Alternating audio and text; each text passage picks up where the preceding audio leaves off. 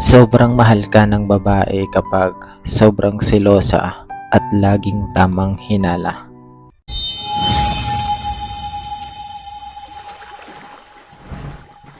Makinig ka para maintindihan mo.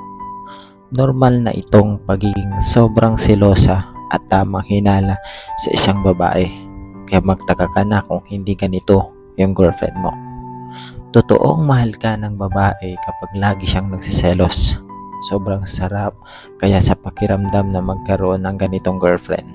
Ramdam na ramdam mong ayaw kanyang mawala sa kanyang buhay.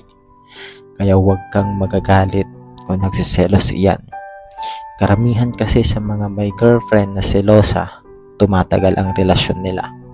Except kung kabilang ka sa mga lalaking hindi marunong mag-appreciate ng nararamdaman ng babae. Pero baka tanungin mo, paano naman boss kapag sobra na siya? Abnormal talaga ang mga babae boss. Napakatupakin din nila. Yung tipong wala ka namang ginagawa pero nagagalit siya. Tapos kapag tatanungin mo naman kung bakit nagagalit siya, susungitan ka bigla. Hahayaan mo naman at di susuyuin pag-iisipan ka ng masama. Ang malala pa, kahit sino pinagseselosa niya. Huwag kang magtaka dahil ganyan talaga ang mga babae boss. Bilang lalaki, lawakan mo pa ang pag-intindi at pag-unawa mo sa kanya. Kasi minsan nakakapagod iyang gawin. Pero kung talagang mahal mo ang isang babae o iyang girlfriend mo, hindi ka magsasawa. Huwag na huwag mo siyang bibitawan o iiwan kung selosa siyang babae. Kasi sa totoo lang, swerte mo kung selosa ang girlfriend mo. Nagpapatunay lang kasi iyan na seryoso siya sa relasyon ninyo. Ngayon kung inaaway ka at nagsiselos siya, yakapin mo lang at iparamdam kung gaano mo siya kamahal. Kasi gusto lang iyan ng lambing mo. Assurance lang naman ang kailangan niya. Kung talagang mahal mo siya, isa lang ang masasabi ko sa iyo boss.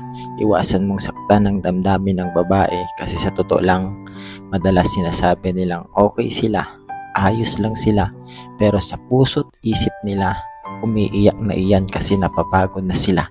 Nasasaktan na sila sa mga bagay na hindi mo maunawaan.